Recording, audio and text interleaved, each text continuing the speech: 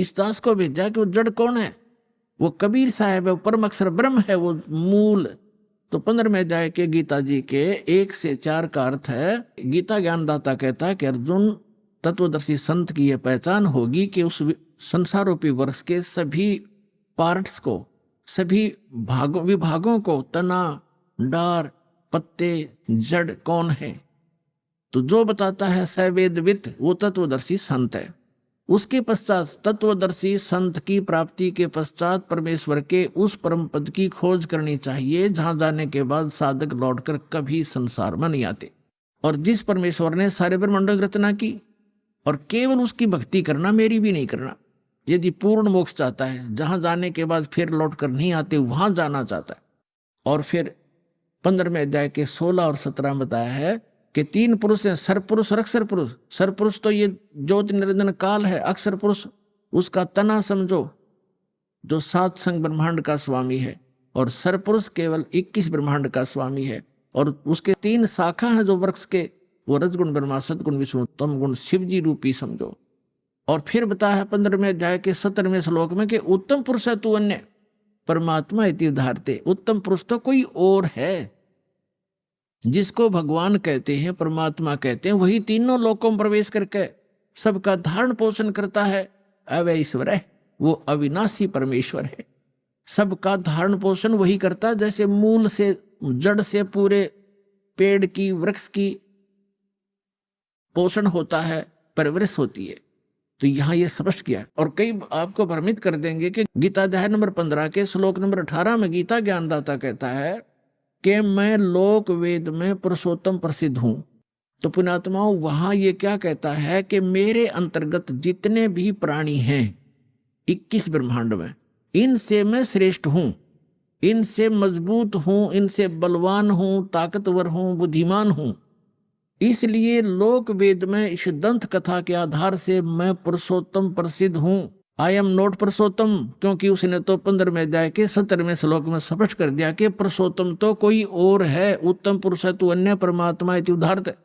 कहने का भाव ये है कि एक तो 2 परमात्मा सिद्ध हो गए। गीता अध्याय नंबर 18 के श्लोक नंबर 62 में और 66 में गीता ज्ञानदाता स्वयं कहता है कि अर्जुन, तू सर्वभाव से उस परमेश्वर की शरण में जा, उस परमेश्वर की कृपा से ही तू परम शांति को और सनातन परम धाम को प्राप्त होगा। यानी परम शांति चाहिए, और शाश्वत स्थान जहां जाने के बाद फिर लौटकर कभी संसार में नहीं आते, वो चाहिए। तो उस परमेश्वर की शरण में जा, यानी गीता ज्ञानदाता से अन्य है।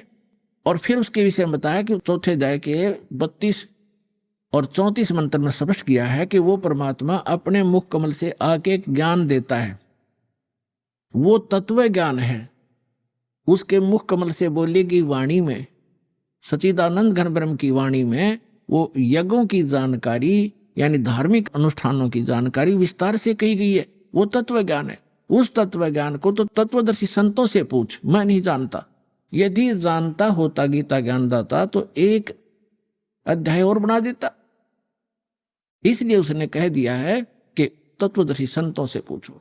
फिर बताया है कि तत्वदर्शी संत की प्राप्ति के उपरांत 15वें अध्याय के 4 श्लोक में परमेश्वर के उस परम पद की खोज करनी चाहिए, जहां जाने के बाद साधक फिर लौटकर संसार में कभी नहीं आते। फिर 17वें अध्याय के 23वें श्लोक में उस परमेश्वर को पाने की, शाश्वत स्थान को पाने की, उस परम धाम को पाने की विधि बताई है। ओम तत्सत इति निर्देश ब्रह्मण त्रिविध समर्थ है। उस सच्चिदानंद घन ब्रह्म के पाने का इस 3 मंत्र के जाप का निर्देश है, फाइनल फैसला है, नथिंग एल्स। तो गीता ज्ञानदाता ने अपना नाम तो ओम स्पष्ट कर ही दिया। तत् और सत ये सांकेतिक हैं, ये तत्वदर्शी संत के लिए छोड़ दिए। तो वो तत्वदर्शी संत ये रामपाल दास, सतलोक आश्रम बरवाला, जिला हिसार में है। इसके पास वो कंप्लीट कोर्स है।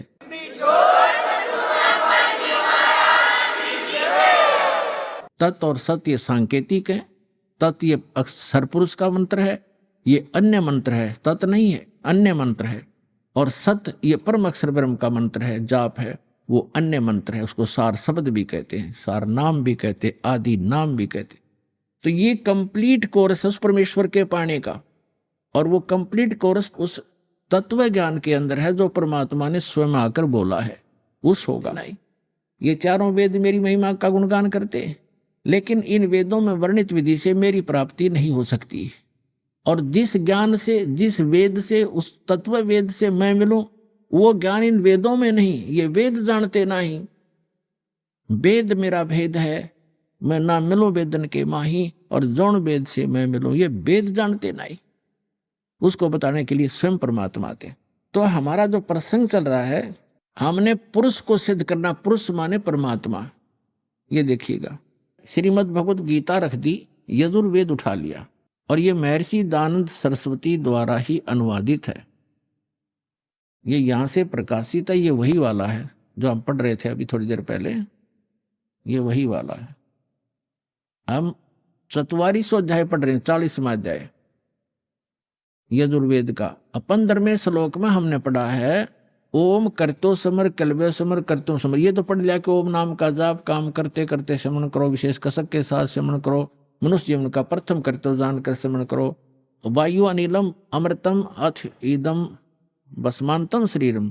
शरीर भस्म होने पर, नष्ट होने पर, छोड़ने के समय, जब आपकी जो वायु है, प्राण आपके जो जीव है, उसमें इतना अमृतव हो जाएगा कि वो जो ओम से होता है। अब हम यहां आते हैं 4400 अध्याय 40 में जाएगा 17वें श्लोक में, ये 17वां मंत्र है।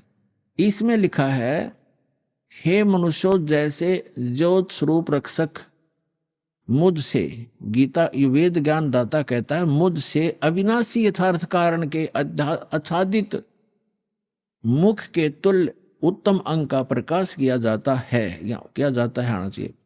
और वह प्राण व सूर्य लोक में पुरुष है। ये पुरुष शब्द है संस्कृत में, पुरुष, पुरुष माने पूर्ण परमात्मा। हमने पुरुष सिद्ध करना था यहां से, पुरुष माने पूर्ण परमात्मा।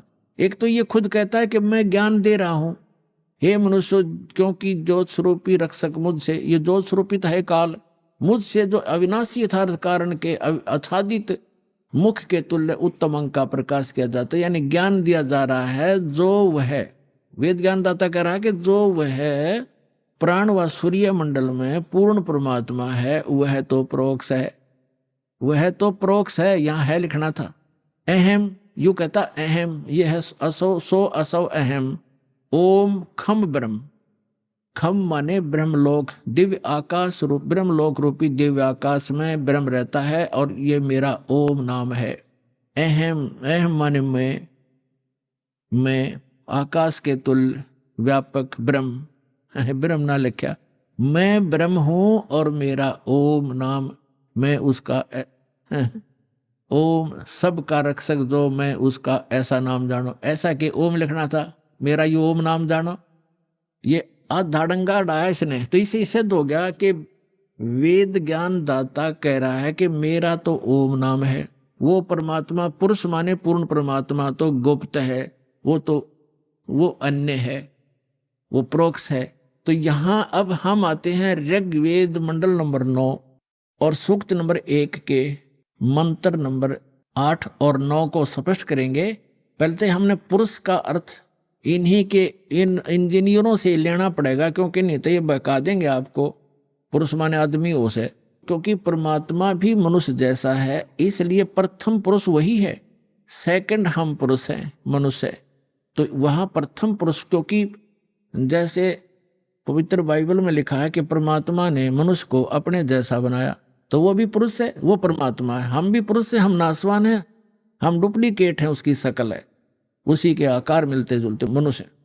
तो ऐसे ही जिनको भगवान मिले हैं, उन्होंने कहा गरीबदास साहिब जी ने अपनी अमृतवाणी में कि हमरे ही उनियार है, हमारा सृजनहार, हमारी ही शकल का हमारा भगवान, हमारा बनाने वाला, वो परमात्म ज्ञान नहीं था।